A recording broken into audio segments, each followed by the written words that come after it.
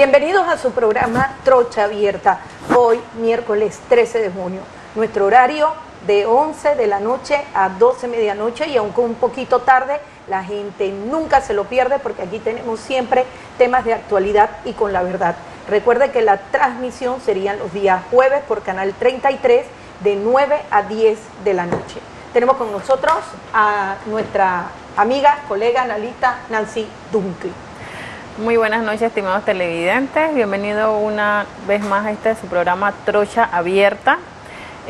Bueno, un poquito conmocionada con todas las cosas que están pasando, pero vamos a tratar de ser lo más objetivos posibles y hablar en general, ¿no? de todo lo que es la parte jurídica, cómo se están dando las cosas en este momento en nuestro país. Así que bienvenidos una vez más a su programa Trocha Abierta. El tema de moda, los pinchazos. Los pinchazos. Los pinchazos. Exacto. Todo el mundo quiere saber a quién pincharon, yo pinché, tú pinchaste, a nosotros nos pincharon. Y quienes no han sido mencionados.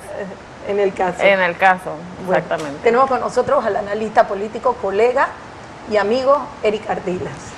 Muy buenas noches, amigos de Trocha Abierta, una vez más aquí con ustedes, también presentándole los temas de actualidad.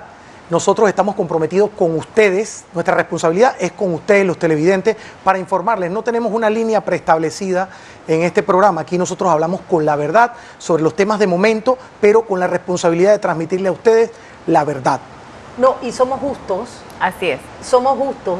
Lo que es bueno, lo malo y lo feo, siempre lo decimos en el programa Trocha Abierta, independientemente de qué partido político sea. Exactamente, exactamente. Bueno, tenemos hoy a nuestro invitado estrella, amigo, colega, analista, es parte también, parte defensora en el caso de los pinchazos telefónicos. Yo estoy por parte de la Asociación de Abogados Penalistas. Ah, de la Asociación de Abogados Penalistas. Entonces usted está viendo los toros de la barrera. Así un poquito, haciendo un análisis y queriendo compartirlo en el día de hoy. Muchísimas gracias por la invitación. Saludos a todos los televidentes. Bueno, usted es institucional. Así es. Él es institucional, Alfredo Vallarino. Alfredo, mira, este tema de los pinchazos telefónicos ha tomado toda la semana, han sacado memes de todas las partes afectadas, las partes querellantes. Vi recientemente que llegó la ingeniera Balbina Herrera, la buchearon, incluso le tiraron una botella, algo que yo no comparto porque dentro de todo uno tiene que ser respetuoso y uno tiene que escuchar siempre a las dos partes. Así es. Y sobre todo porque ella es una mujer que con sus defectos y sus virtudes ha sido una referencia en el país. Así que realmente cuando vi que le tiraron la botella, eso no me gustó, porque siempre debe haber un respeto, sobre todo a las mujeres. Y uno tiene que debatir dentro de los tribunales de justicia. Así mismo es. Pero fíjate una cosa, con respecto a ese tema yo tengo que decirte que la realidad que está ocurriendo en nuestro país es la frustración que siente la población frente a situaciones que se han dado en la historia de nuestro país que no han tenido una solución jurídica, y esa frustración se traduce en ese comportamiento de la sociedad que siente ese deseo de atacar a los políticos que no han respondido ante la ley por casos que han sido señalados a través de la historia. De verdad que verdaderamente nosotros no estamos de acuerdo con la violencia, eso es algo que debemos eliminar, pero es la frustración de la población frente a personajes como estos que han estado en la palestra pública y que han ocupado cargos de importancia en la historia política de este país y que no han respondido ante la ley, o por lo menos no han dado una explicación de sus actos en el pasado, ¿no? Sí, mira, Eri, yo también quiero mencionar algo con relación a esto. Mira, yo igual soy mujer y tampoco estoy de acuerdo con este tipo de actos. Sin embargo, pienso que tú como persona tienes que tomar las medidas y ser precavida. Si tú sabes que tú vas a una audiencia y existen este tipo de personas que están ahí en la entrada del pleno, o sea, toma las medidas y vete por otro lado, porque al final es difícil de controlar este tipo de cosas, porque como dice el compañero Eric, pues la gente está en el afán y en el...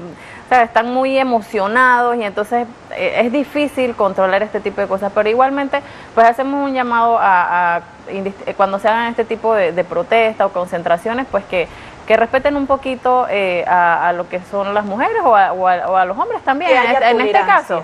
Y tengan un poquito más de tolerancia, exacto. Ya estamos ya casi en la recta final de un gobierno pues que ha llevado a las personas a este tipo a sentir estas frustraciones, pero ya estamos ya cerca, ya finalizando, así que seamos precavidos y seamos tolerantes, porque la violencia no conduce a nada, señores. Bueno, ahora que vamos a hablar de pinchazo, quiero que veas este tuit que tuiteó el señor Willy Cochet. Pero esto yo lo sabía hace más de 2 años y algo. Yo les voy a decir cómo Willy Cochet consigue esta información. Quique, por favor, si usted puede presentar el tuit que acaba de colocar el señor Willy Cochet en sus redes sociales. Aquí lo tenemos muy interesante. Miren lo que dice. Guillermo Cochet, @Willy Cochet. Escándalo. Acabo de enterarme con mis propios ojos que copia de los correos interceptados era enviada a @JC Varela. ¿Cómo han podido mantener esto oculto por tantos años? Aquí está, para que lo vean. Ahí está, Willy Cochet.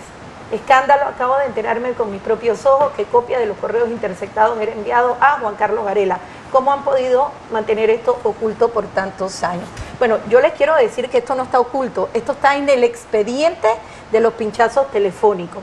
No, y JC Varela es Juan Carlos Varela, para que no vayan a decir que es el hermano o el primo lejano, no, están haciendo referencia al actual presidente de la República, Juan Carlos Varela. Bueno, yo les digo cómo Willy Cochet obtiene esta información. Ángel Álvarez, hace 2 años y medio, revisando el expediente de los pinchazos telefónicos, descubre un correo electrónico de una persona que trabaja en el Consejo de Seguridad, que se le enviaba al presidente Juan Carlos Varela señalando que hubo una interceptación telefónica, creo que un expediente del Toro Pérez Varela. Al presidente, en ese entonces vicepresidente. Exactamente. O sea, se lo mandaba cuando era vicepresidente. Cuando era vicepresidente. Parece que le informaba dentro del Consejo de Seguridad al señor Ricardo Martinelli y también al vicepresidente Juan Carlos Varela. Para informar un poco a la teleaudiencia, Ángel Álvarez es el abogado defensor de varios de los querellantes dentro del proceso. Es abogado querellante. Es abogado querellante, perdón. Sí. Sí, en varios de los procesos que se llevan a cabo por los pinchazos telefónicos. Bueno, Ángel Álvarez es el que tiene este correo electrónico y yo me recuerdo que cuando él me llama, porque eso fue en el 2014, cuando recién se había puesto la querella, varios querellantes interpusimos la querella, yo le digo, Ángel, ¿y a quién le mandaba esa información? Me decía, a Juan Carlos Varela. ¿Y a quién estaban interceptando? Dice, al Toro Pérez Valladares. Y el Toro sabe. Dice, no. Y yo le digo, Ángel, llévale el correo al Toro. Entonces Ángel sacó la fotocopia y se la entregó al Toro Pérez Valladares. O sea que el que acaba de soltar esta información con Willy Cochet es el Toro Pérez Valladares, que le acaba de facilitar esta información porque Ángel se la dio, se la entregó. O sea que él tiene este correo. Yo no entiendo cómo los demás abogados no se percataron. Pero bueno, Alfredo, cuéntanos un poquito de este caso. Mira, no sé porque hay mucha gente no sé si ni siquiera referirme al tema. Algunos dicen que esto debería estar en una esfera municipal, no debería estar en la corte. Tú nos hablas de cargos de imputación, de acusación. Entonces nos gustaría que hicieras un poquito de docencia para que el público estuviera claro cuáles son los procedimientos legales para llegar a este caso que se le siga al expresidente Ricardo Martinelli. A ver, Ricardo Martinelli, no por la condición de expresidente, sino por su condición de diputado del Parlacén, tiene por juzgador natural a la Corte Suprema de Justicia, mientras él sea diputado del Parlacén, condición que puede variar ya sea o porque acabe su periodo o porque él decida renunciar en la mitad del tema, como sucedió con el ex magistrado Benavides, que en su momento estaba siendo juzgado por la Asamblea y eso pues pasó a la justicia ordinaria. Entonces nosotros al entender eso tenemos que saber que el juzgador natural del presidente Martinelli es la Corte Suprema de Justicia por su condición de diputado del Parlacén. Para hacer un juicio, eso tiene una serie de fases, que es lo que en cierta manera se ha cuestionado en el expediente de Ricardo Martinelli. Yo pienso que cuando una persona es un adversario político del gobierno de turno en la importancia que lo es Ricardo Martinelli con referencia a Juan Carlos Varela, es importantísimo mantener los grados de transparencia para poder mostrar que el proceso está siendo justo. Es importantísimo que se sigan todas las reglas del juego para mostrar que se va a tener un juicio justo. Y creo que eso es, y incluso eso ha traído por parte nuestra particularmente, que a mí hasta risa me da porque yo creo que tú eres testigo de de lo que nosotros adversamos a Ricardo Martinelli. De hecho, estuvimos en manifestaciones juntos y estuvimos en la asamblea cuando el tema de la sala quinta. En la sala quinta, cuando Sí. nosotros fuimos a protestar, Pero y un policía me tiró... te tiró gas, que te pimienta. recogimos, te pusimos a un lado. Que Perfecto, tú me claro, llevaste, por supuesto. Me acuerdo, Así es. nosotros lo adversamos duro. Entonces lo adversamos muy duro, pero yo siento que yo hoy defiendo lo mismo que en ese momento defendíamos, era Sí. la aplicación del derecho de manera correcta. Por más que sea un adversario político, si uno quiere que la gente quede convencida de que él en efecto realizó o cometió un delito, el juicio tendría que ser completamente garantista, permitirle todas las garantías, permitirle todas las pruebas, no hacer presiones innecesarias que no manda la ley, y entonces nos podremos dar cuenta si él es culpable o inocente del caso y permitir que la Fiscalía desarrolle su caso. Nosotros lo que cuestionamos en su momento fue, primero, el tema de la imputación de cargos. ¿Qué es la imputación? Un juicio tiene, un proceso tiene en sí 3 etapas principales. ¿Cuáles son esas 3 etapas? La primera es la etapa de imputación. ¿Y cuál es la importancia de la imputación? En la imputación es cuando el fiscal te llama y el fiscal te dice: a usted, Zulay Rodríguez, yo le imputo el delito de homicidio porque usted el día 17 de junio de tal año, usted utilizando un arma de fuego mató a tal persona en tal lugar, a tal hora, tal. Yo te estoy comunicando cuáles son los hechos de los cuales tú te debes defender.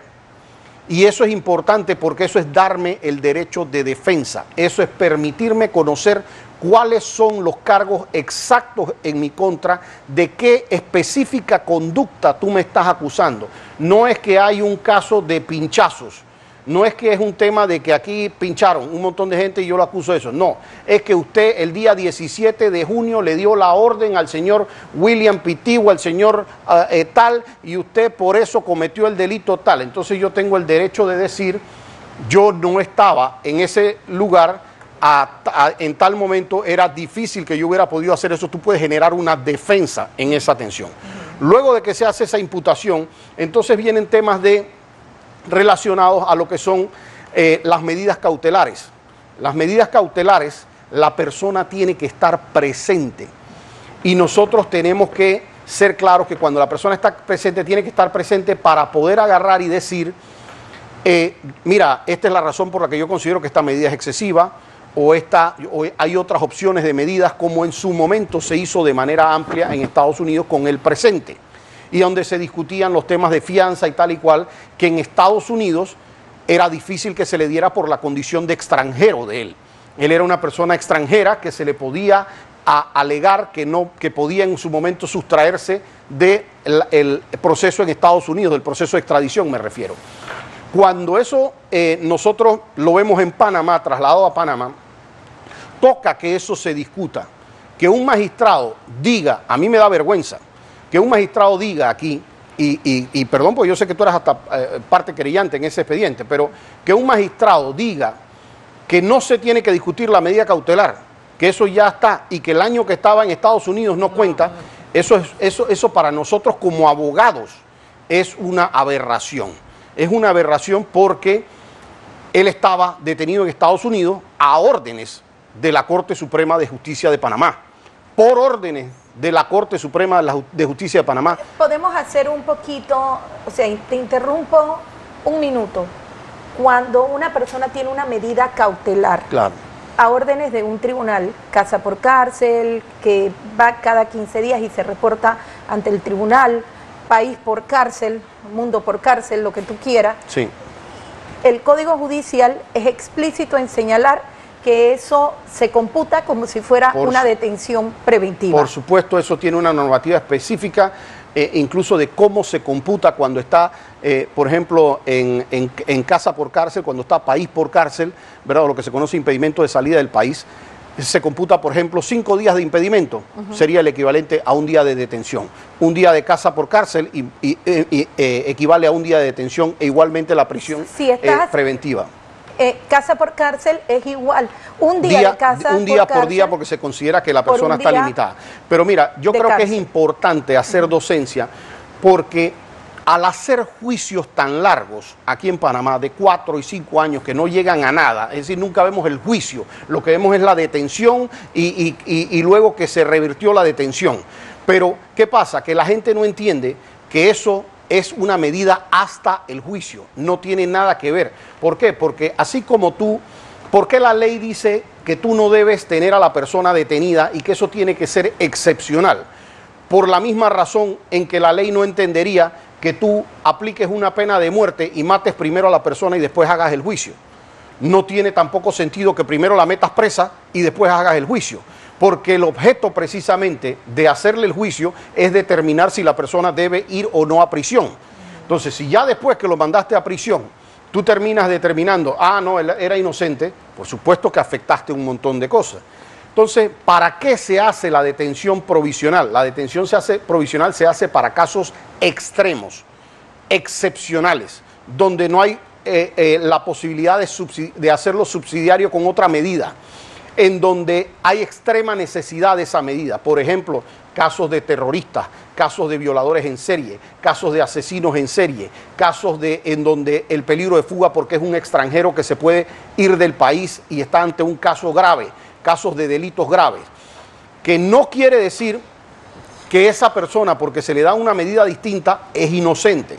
Entonces, si la Fiscalía, en este caso, el magistrado Harry Díaz, por ejemplo, quiere lucirse y él quiere hacerlo, el hecho de que le den una medida distinta o no a Ricardo Martinelli no hace nada malo. Si él presenta un buen caso, presenta las evidencias sólidas, presenta los testigos, presenta los documentos que incriminen a Ricardo Martinelli, eventualmente en un par de meses va a estar condenado y se le va a condenar a cárcel.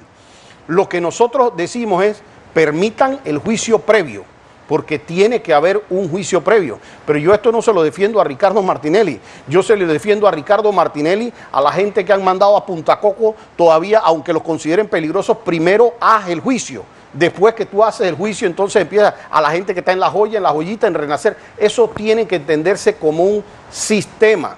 Y más en el sistema penal acusatorio, es un asunto nuevo. Porque anteriormente, ¿cuál era la frustración? Que a la persona se le daba una medida distinta y se hacía un caso que duraba 7, 8, 9, 10 años y prescribía. Pero eso no puede ocurrir con el sistema penal acusatorio.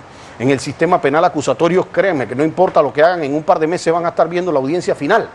Entonces no hace importancia si la persona está en el hospital, si está en la casa, si está en el país, si en 6 meses está ahí. La defensa de Ricardo Martinelli, que es lo importante, es que se discuta y que un magistrado ocupe, un magistrado juez en este caso, ocupe su lugar.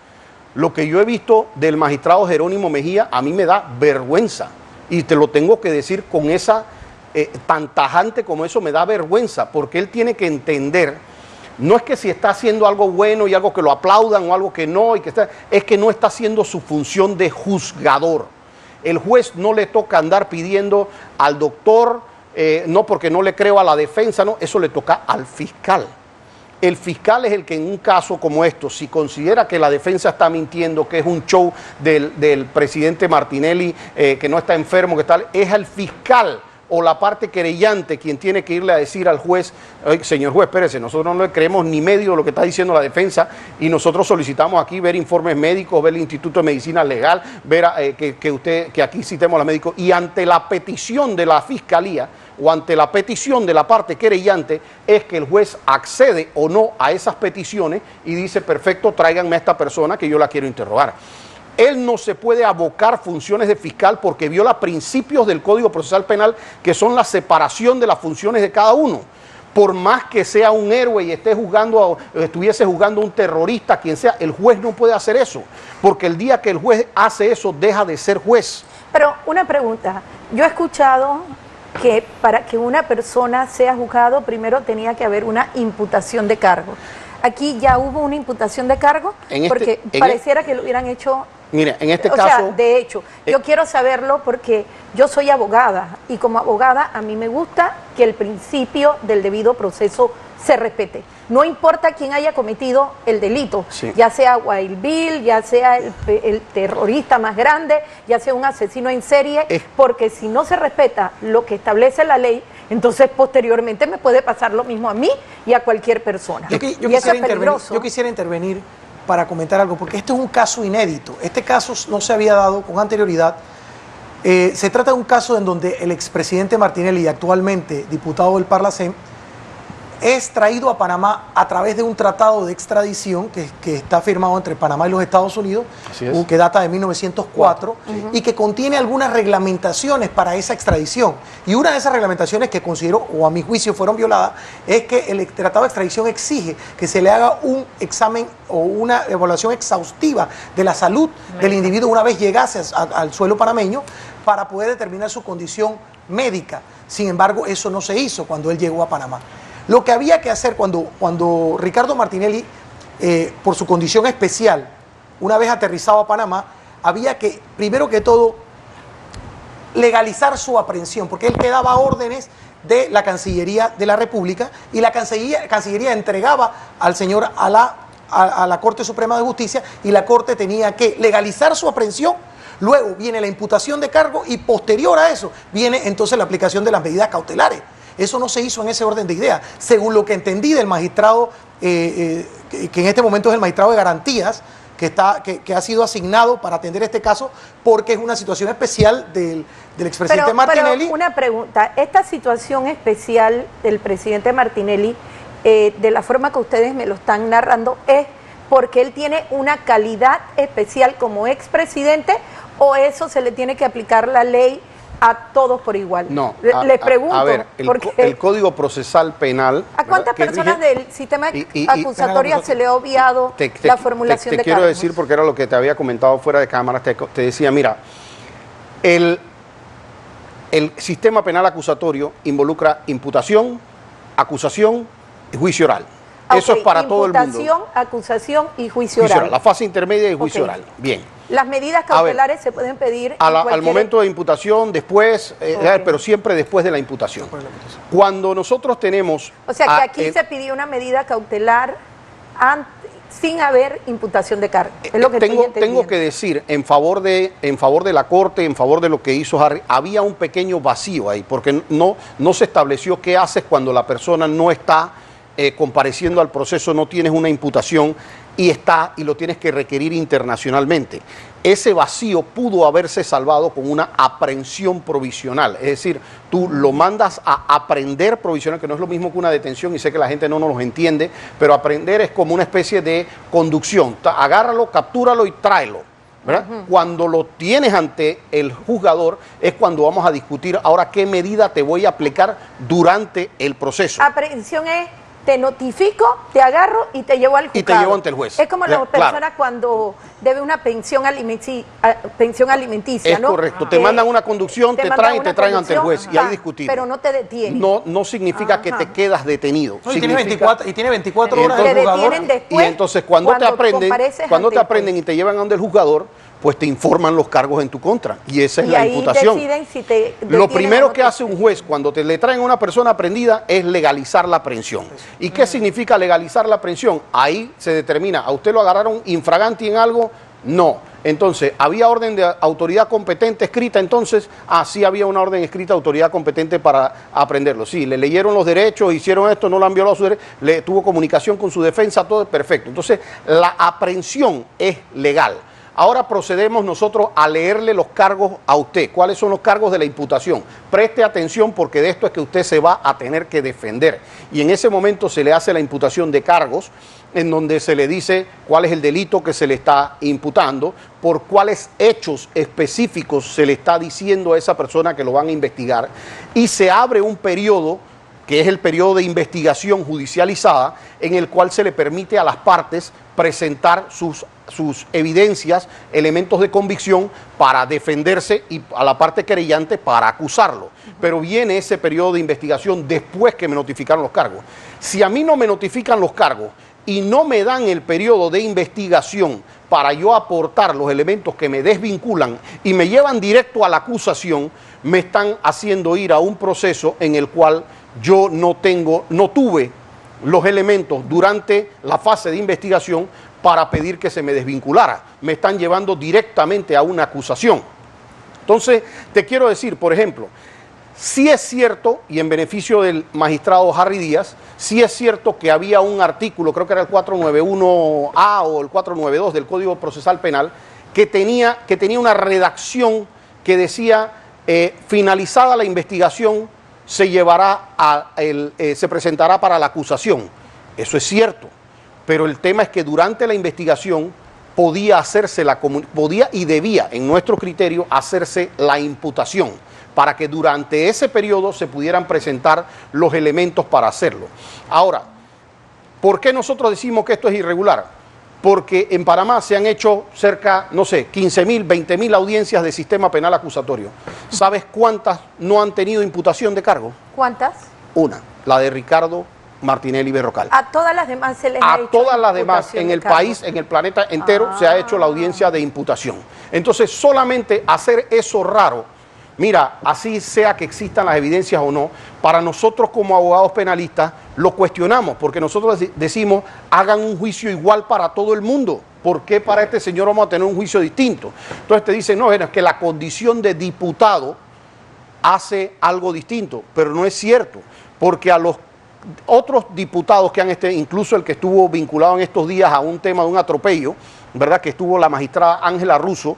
La magistrada Ángela Russo, como fiscal, lo que hizo fue llamarlo a una audiencia de imputación al diputado que estaba investigado por el tema del atropello. ¿Y qué le hacen al diputado Mario Lazarus? Correcto. ¿Y qué hacen con ese diputado? Lo llaman, lo sientan y le dicen, señor, usted está siendo investigado porque usted el día tal, a tal hora de la noche, usted con su vehículo atropelló a la señora tal y se dice que usted no estuvo tal. Se le da esa versión para que él pueda hacer cualquier otra contraversión, presentar su evidencia y tenga ese periodo de investigación. El hecho de que eso no se haya hecho con Ricardo Martinelli no significa que Ricardo Martinelli sea inocente ni tampoco que sea culpable. Significa solamente que el proceso no se le está cumpliendo. Y eso es lo que nosotros, los penalistas, tenemos que reclamarle al peor enemigo de nosotros. ¿Por qué? Porque si yo tengo un peor enemigo y yo lo quiero acusar de un delito, yo lo voy a procesar y tengo la capacidad de condenarlo siguiendo un proceso. No puedo decir, ¿sabes qué? Condenémoslo sin ir a juicio. Porque eso, aceptar eso como abogado, sería lo peor que yo puedo hacerle al derecho del país. Porque si nosotros desaparecemos la necesidad de tener juicios, si nosotros podemos mandar a gente a la cárcel sin que haya un juicio previo, entonces nosotros desaparecimos el derecho. Pero es que en este país están haciendo de todo.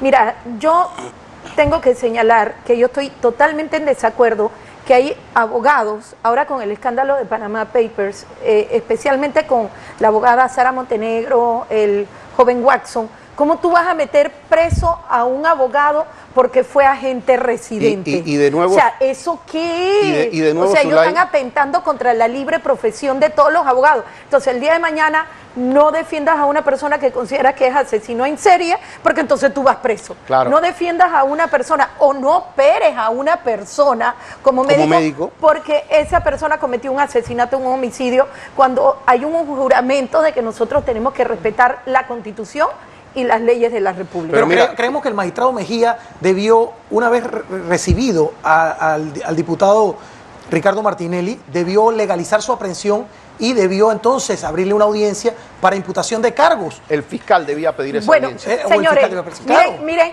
el tema está tan interesante que se nos fue el tiempo. Se nos acabó el tiempo, tenemos que ir a un corte comercial y seguimos con el segundo segmento. Y no se lo pierdan porque tenemos unos videos y tenemos otros Twitter que establecen que no solamente Ricardo Martinelli, sino que Varela conocía de esto. Y vamos a tener testimonios de esto. Así que nos vamos al corte comercial. Vamos a cortar. Ya regresamos con Trocha Abierta.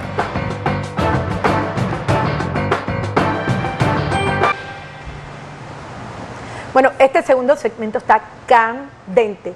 Vamos a volver a presentar el tuit del señor Willy Cochés, el que señaló lo siguiente: escándalo. Acabo de enterarme con mis propios ojos que copia de los correos interceptados era enviado a Juan Carlos Varela. ¿Cómo han podido mantener esto oculto por varios o tantos años?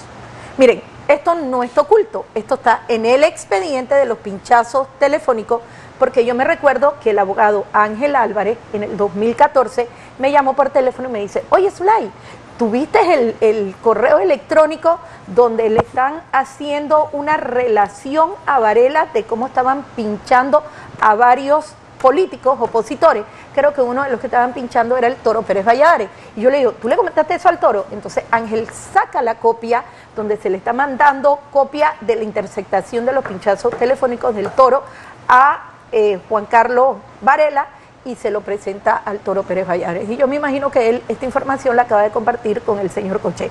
Pero hay algo más. Y yo no sé si ustedes se recuerdan la entrevista que dio la señora Ana Matilde Gómez el 21 de junio del 2017 con la periodista Castalia Pascual.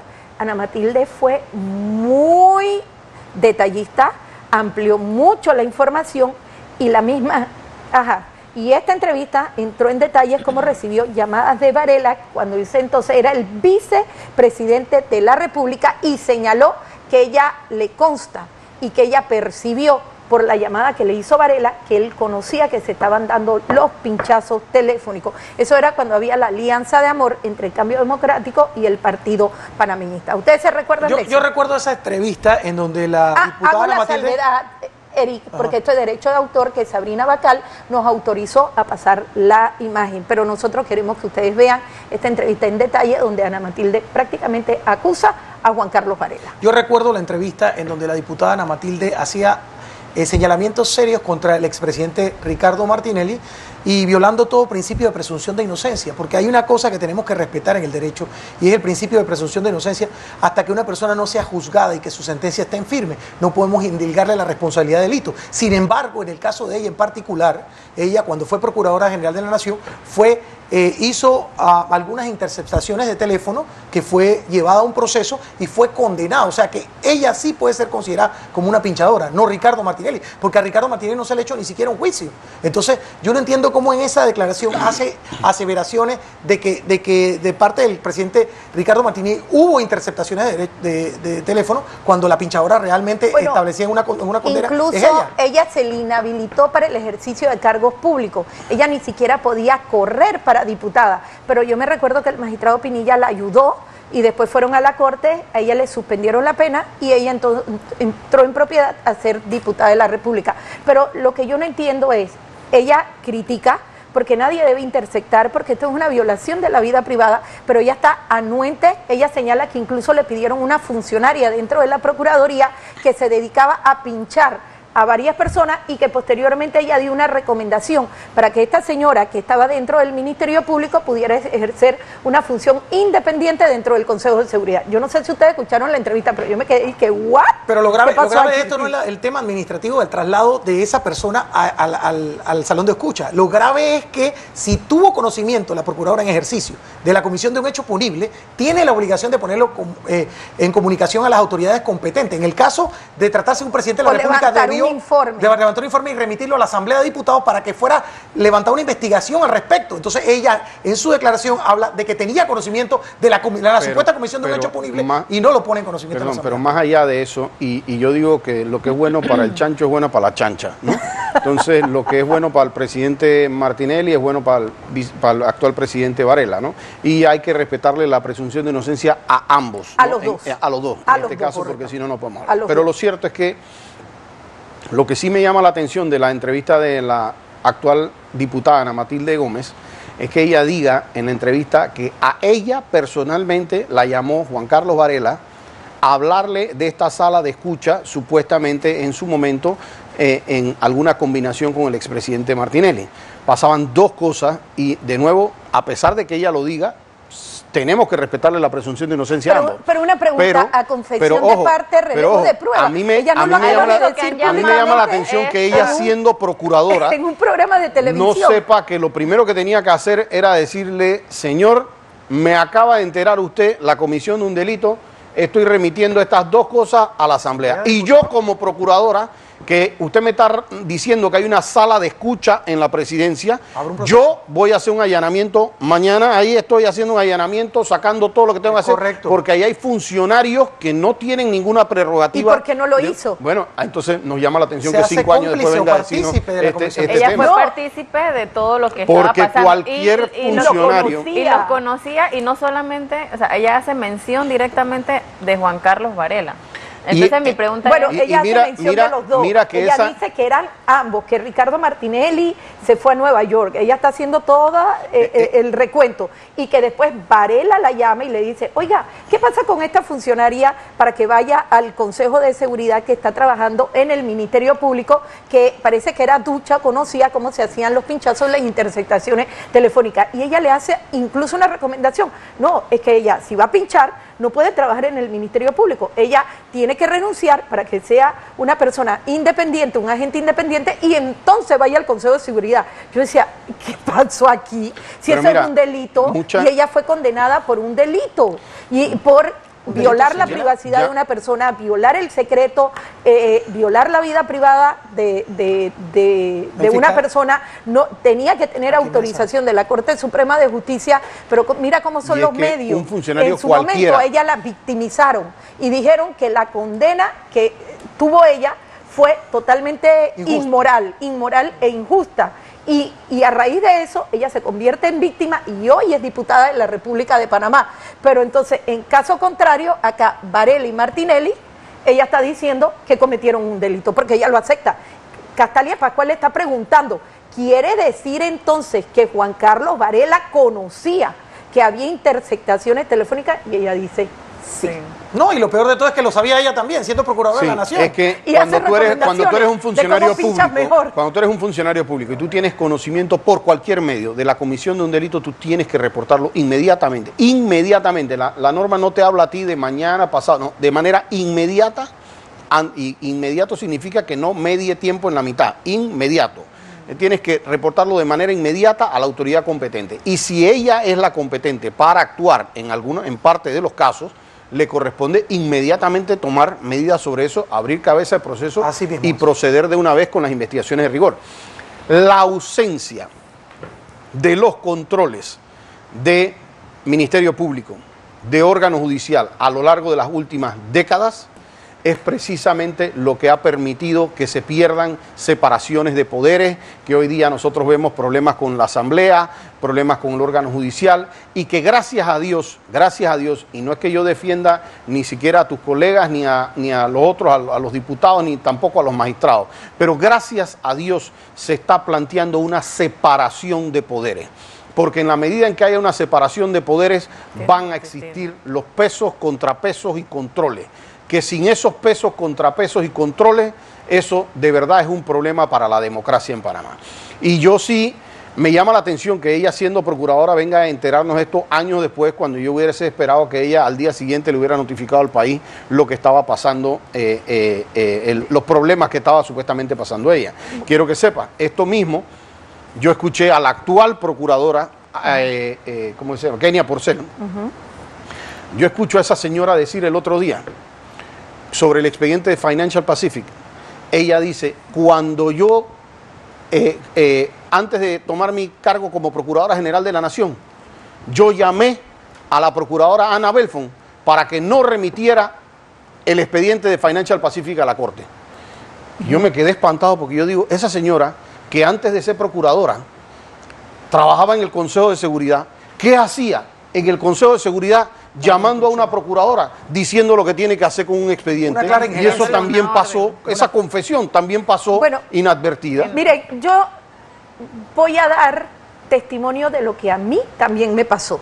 Aparte de ahora aparecer como querellante en el caso de la Corte Suprema de Justicia, yo interpuse una querella penal contra el funcionario Ismael Pití Branda. Voy a dar hasta la cédula de identidad personal porque yo lo acusé formalmente. Miren todo lo que me ha pasado a mí. Su cédula es 4-717-165. ¿Saben dónde lo pueden localizar?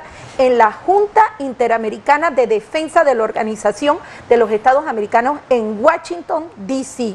Específicamente la dirección 2600 Northwest 16 Street, Washington, D.C. 20441, teléfono 202-939-6041, fax 202-319-2791 y el correo electrónico es jid@jid.org. Por ahí no tienes el salario que devenga. ¿No lo tienes? $10,000. Imagínate. Más Ese fue el premio. Lo mandaron lejos. No, pero por algo lo ¿saben mandaron quién es para Ismael otro Pití? país. ¿Quieren que les diga quién es Ismael Pití? Ismael Pití Para que la da gente una recuerde. declaración totalmente voluntaria y con su consentimiento ante la Estrella de Panamá. Ismael Pití comienza a decir, bueno, yo pinchaba, yo utilizaba esta máquina, yo trabajaba en el Consejo de Seguridad y quiero señalar que yo pinché a la actual diputada Zulay Rodríguez Lu en una conversación, en varias conversaciones con su esposo Álvaro Testa. Agarré varias conversaciones, las alteré, las edité, las pegué, me fui a internet, lo subí a las redes sociales y se volvió viral. ¿Tú sabes cuándo yo puse esta denuncia? La puse hace más de 3 años y medio. ¿Adivina dónde está esta denuncia? La ha mandado la fiscal. Nunca mandaron a indagar, ni siquiera a pedir una extradición de Ismael Pití, que es panameño, que le paga el Estado panameño, que le pagan más de 10,000, que está en las Naciones Unidas, está en Washington. Adivinen qué, yo mandé que por favor le pusieran una alerta roja. Yo decía, este señor es un pinchador, encima Varela lo recompensa. El señor Pití admite que me alteró, que me falsificó mi voz, varias grabaciones, varias conversaciones. Oye, ahora vino el fiscal, se declaró impedido, vino el juez, se demoró de la declaración de impedimento, ahora lo mandaron, adivino, una personería, y en la personería tienen el expediente congelado. ¿Qué ha hecho la procuradora? Esa es la confesión, Absolutamente nada. de un hecho punible, y cabe mencionar de que en ese momento no existían las delaciones premiadas, Pero- lo que significa que había, o sea, está claramente... ¿De qué se le acusa a Ricardo Martinelli? Mira. De peculado, de falsificación, de alteración, Mira, violación no, a de él se- secreto. cuatro delitos. Oye, Ismael Pití lo admite públicamente, va a un medio de comunicación, lo dice en la Estrella de Panamá, dice que me alteró y me pegó varias conversaciones mías. O sea, y este señor no le han hecho absolutamente confesar nada. Lo que hicieron fue premiarlo. Mira, Y lo premia. yo Lo que te puedo hicieron fue decir premiarlo. Alfredo, ¿tú qué piensas? que yo personalmente, yo leí una declaración que hizo en su momento dado el ex director del Consejo de Seguridad, Gustavo Pérez. Ajá. El exdirector manifiesta que él no estaba al tanto de las escuchas, ¿verdad? Y que, pero que había un grupo que le llevaba unos sobres y unas cuestiones a la presidencia. Él no identifica a nadie en la presidencia, él no identifica si era el ministro de la presidencia, si era un viceministro, si era alguien en seguridad Pero de la aquí presidencia. Ismael Pití lo admite. Pero Ismael Pití sí hace una declaración que yo leí en La Estrella, en donde él dice, yo lo hice y menciona a funcionarios del consejo con el que lo hacía. Y esa persona, es decir, aquí tienen detenido a Gustavo Pérez, aquí tienen ahora mismo en detención a Ricardo Martinelli, le están pidiendo 21 años, pero este señor que supuestamente hace declaración en contra de Ricardo Martinelli, este señor, pero que él confiesa un delito, ¿verdad? Lo confiesa abiertamente, a este señor lo tienen nombrado en un cargo diplomático y le subieron el salario.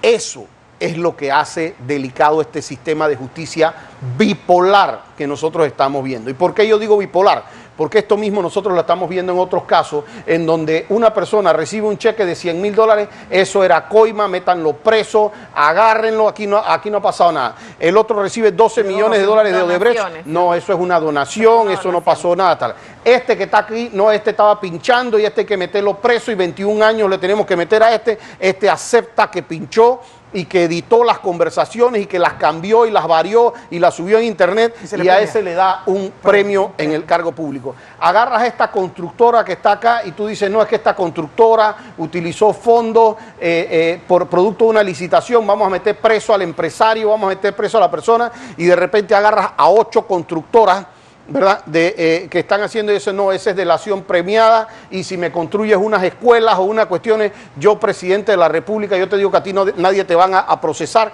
Aquí hubo una entrevista delicadísima con Antenógenes Rodríguez, periodista de Telemetro, donde el presidente le dice No, lo que pasa es que yo aquí básicamente no me podía pelear con todo el mundo, así que sí, nosotros les dimos a algunos los chances fue de pagarnos haciendo escuela y cuestiones. ¿Desde cuándo él puede decidir darle una delación premiada a una persona en un asunto judicial? Por Dios. Entonces, cuando nosotros vemos estas dos, mira, nosotros tenemos caso Frank de Lima.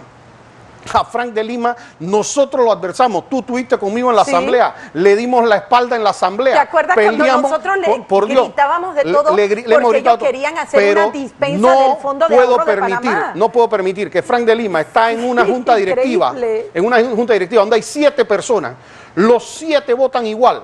A 6 tú no los procesas y a una persona tú decías, no, este sí lo detengo, le hago la vida imposible y tal y cual. Porque es fácil. O no había delito para ninguno porque eso fue la recomendación que hizo la gerencia de Tocumen, o había delito para todo el mundo. Pero tú no puedes ser un bipolar. La ley ¿no? está funcionando. La ley se aplica para todo. La ley, la justicia se quitó la banda para empezar a ver a quién estoy yo procesando. Si es amigo, no pasó nada, y si es enemigo. El significado de la venda en la justicia es que yo no veo las caras de a quién estoy procesando. Si las evidencias de la balanza esa me dan para una culpabilidad, lo declaro culpable. Si esa balanza me da a mí para una inocencia, pues así se declara. Pero yo no me pongo a ver a quién estoy procesando. Aquí esa selectividad la tenemos también hoy día en el Contralor. Hoy día en las cuestiones, nosotros vemos, sí, salen de 1, 2, 3 diputados. ¿Y por qué no van y buscan las partidas 080 y las 172 también de todos los ministerios que hay? ¿Y por qué no de los diputados de gobierno? Entonces, esa selectividad que se está dando es lo que nosotros estamos cuestionando. Si se va a hacer justicia, justicia significa dar a cada quien lo que le corresponde. No es a unos sí, a otros no, porque eso es justicia selectiva. A mí me da vergüenza ver un ministerio público que agarra a abogados de Mossack y Fonseca, de la firma Mossack y Fonseca, y empieza a meterlos presos por blanqueo de capitales, sin haber hecho ninguna investigación más que determinar que eran agentes residentes de una determinada sociedad. Eso atenta contra la profesión de abogados, pero nuevamente es selectivo, porque aquí nosotros sabemos cuáles firmas y de qué ministros fueron las que crearon, por ejemplo, las sociedades de Odebrecht. Entonces, si era delito haberle creado una sociedad a una persona por el caso de Lavallato, pues también lo era para el de Odebrecht y también para todas las firmas de abogados que constituyeron sociedades que aparecen en el PAN y los banqueros y todos los banqueros relacionados en estos escenarios. Pero ¿qué pasa? Aquí se quitaron la venda y están empezando a decir, a este lo proceso, a este no lo proceso. Y eso es peligrosísimo. Y cuando nosotros tenemos un ministerio público que además está funcionando con un grado de incapacidad mayor al tratar de decir que todo es blanqueo de capitales, todo ahora es delito complejo. Mira, aquí hasta la nana de uno de los abogados que aparecía en una junta directiva, hasta la nana la han acusado de blanqueo de capitales y han ido a detener a esa pobre señora. Yo le decía a un funcionario del Ministerio Público, ¿usted cree que ella sabe tan siquiera lo que es blanqueo de capitales? ¿Usted cree que ella, siendo una directora nominal que nombraban aquí, ella puede saber si la sociedad en Brasil, que le dicen a la persona que es una constructora, ¿usted cree que ella puede saber si pagaron allá una coima a un funcionario o no? ¿Usted puede creer que si ganaron una licitación de 10 millones de dólares puede saber que hicieron una adenda? Están agarrando a gente humilde que no tiene cómo defenderse, que no llega a los medios igual que un expresidente, con un exministro, con tal y cual, y les están acabando la vida.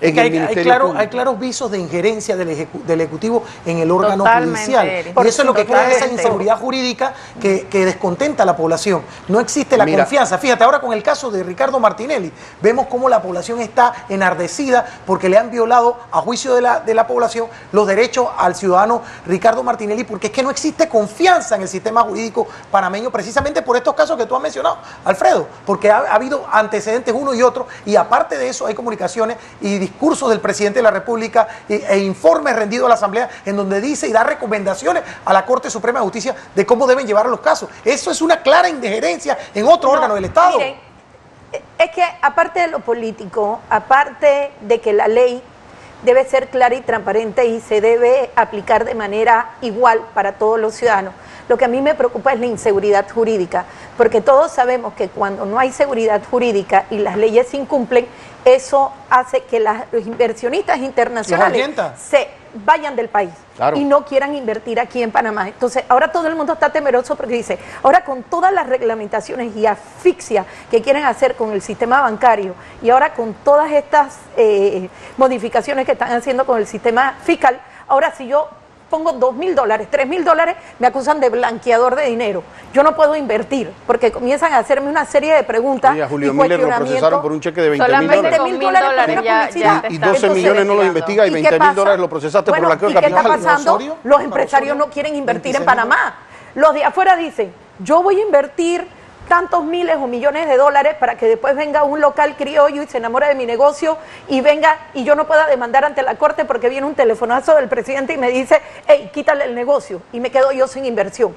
Y el Nacional no se atreve a invertir porque si tú de repente los bancos no te prestan dinero y tú estás utilizando efectivo, ya sea 2.000, 3.000, 4.000, 5.000, te acusan entonces de que estás lavando dinero. Entonces, ¿qué ha pasado? La economía se ha paralizado. Claro, está y por eso completamente que ahora paralizada. el presidente Totalmente necesita una dispensa de $300 millones y reformar la ley de responsabilidad fiscal para poder agarrar esos 300 del Fondo de Ahorro de Panamá, porque ya no saben cómo más gastarse la plata. ¿Cuánto ha costado un jet presidencial parado? ¿Cuánto ha costado el mantenimiento y las reparaciones que le han hecho al jet presidencial parado durante estos años? 7 millones de dólares. 7 millones de dólares, es decir, casi $150.000 al mes, ¿verdad? Un avión parado. Y así vienen a pedir una dispensa de 300 millones de dólares cuando han hecho nombramientos a diestra y siniestra en todas las planillas del órgano ejecutivo. No, ¿y dónde dejan las asesorías? Las asesorías, las consultorías. No, es que son las dos, asesoría y consultoría. Las consultorías son las millonarias. Por favor. No, consultorías de la presidencia, $110 millones. Una Del IDAN, consultoría los del IDAN, viajes, las 63 millones de dólares. Y entonces quieres pedir una dispensa de 300 Ministerio millones. de Educación, Pero tienen un ¿cuánto? bloqueo, 40 millones de dólares. Con esa dispensa van a tener Supuestamente un para bloqueo porque solucionar van a los tener que problemas. Y lo la que ley 38/2012. dejaste de recibir, porque acabaste, por ejemplo, con el negocio de sociedades anónimas en Panamá. Entonces ya nada más cerca de 20.000 sociedades menos hubo recientemente en el registro público versus el año anterior. O sea, lo que eso es en plata y cómo han acabado con la economía de este país, la verdad que no. Oye, no sé ni cómo acabaron están. con el sistema bancario. Mira, yo cuando estoy en la asamblea, yo le pregunto a los diputados, oye, este tratado de información, este tratado de intercambio, el GAFI, y ustedes me están diciendo a mí, no, porque estamos en lista gris y ahora vamos para lista negra. O sea, nosotros hemos cedido todo. ¿Y qué nos han dado esos países a nosotros a cambio? O sea, han destruido nuestro sistema bancario. Entonces, siempre estamos en lista negra. Y nadie quiere El invertir otro día en que Panamá. estábamos en el Ministerio de Economía y Finanzas, estábamos en el Ministerio de Economía porque se está discutiendo ahora, como sabes, la ley para criminalizar la evasión tributaria.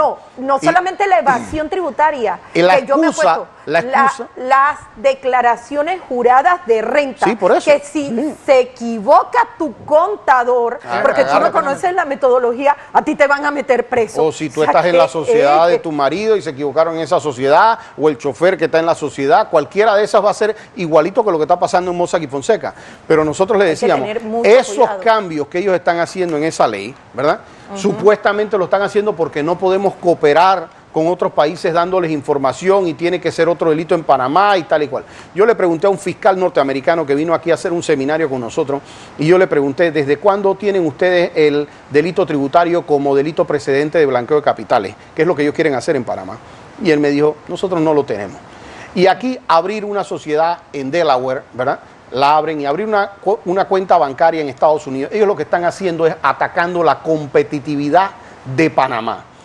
Y si bien nosotros sabemos que no es fácil ir a pelear contra los temas del GAFI, ¿verdad? No es menos cierto que debería haber una ofensiva diplomática orientada por el gobierno, explicando cuál es el buen uso de las sociedades anónimas de Panamá, cuál es el buen uso del sistema de servicios de Panamá, para no estar haciendo cada vez, porque nos meten en una lista gris, ya sabemos que nos sacan, este es el juego. Nos dicen, hacen esto o los metemos en la lista gris. lo hacemos y a los meses nos meten igual en la lista gris. No, vuelven en la lista negra. Y sí, y si no, van para la lista negra. Entonces vuelves para la lista Pero ¿qué gris. piensa?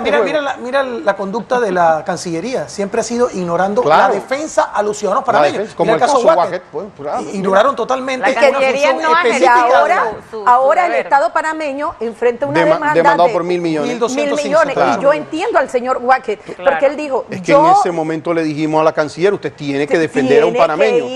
No defender, que es lo mismo ahora con Martinelli, no defender si es culpable o inocente. Eso no tocaba hacer con el señor Wacket. Lo que sí tocaba era decir, señores, presenten las evidencias o presenten un proceso, porque usted está acabando con un panameño sin presentarle ningún proceso.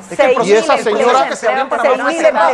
señora salió en televisión y dijo, pues gústele a quien le guste, no lo voy a hacer. No voy a defender al señor Wacket. Yo me imagino que esa será hoy día una pieza, pero principal, de los abogados, diciendo, aquí está la omisión de un funcionario del Estado que según el artículo 17 tiene que defender. Que estaba en la obligación de defenderlo.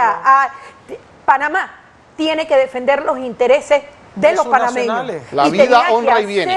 Entonces, yo leí la entrevista del señor Wacket, cuando nosotros lo vimos, yo le digo, oye, el señor tiene toda la razón.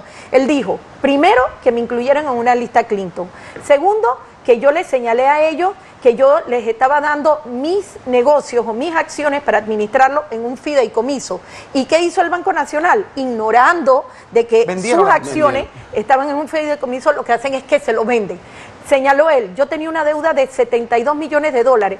¿Qué hicieron? Vendieron el negocio. En vez de 72, venderlo por un poquito más. Oye, 80, lo vendieron en 45 millones de dólares. 40 eran de los cuales 40 millones estaban en gastos operativos. Que al final dice que los compradores compraron el negocio del señor Wacket en 5 millones de dólares. Y si el Estado no estaba metido en eso, si supuestamente el Estado no era parte de eso, ¿qué hacían metido 3 ministros del Banco Nacional, de todo esto, supuestamente en esto?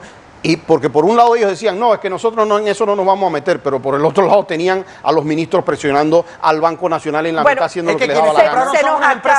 Son unas empresas mexicanas las que compraron, pero hay que ver quién es el bellaco que está detrás de todo eso. ¿Cuál de los allegados del gobierno está detrás de esto? Miren, nuevamente, les voy a facilitar a todos un resumen legislativo de los 62 proyectos de ley, 12 de ellos son ley de la República. Y sobre todo porque las personas quieren, para hacer docencia, quieren saber cuánto le quedan los impuestos de bienes inmuebles que tienen que pagar en la actualidad. Aquí están las tablas, miren qué bonito, y aquí está explicado también por qué me he opuesto a varios proyectos de ley, entre ellos elevar como defraudación fiscal a delito, porque se establece que nos pueden imponer penas de hasta 10 años por una equivocación de este contador. Así que vamos a pedir nuestra canción.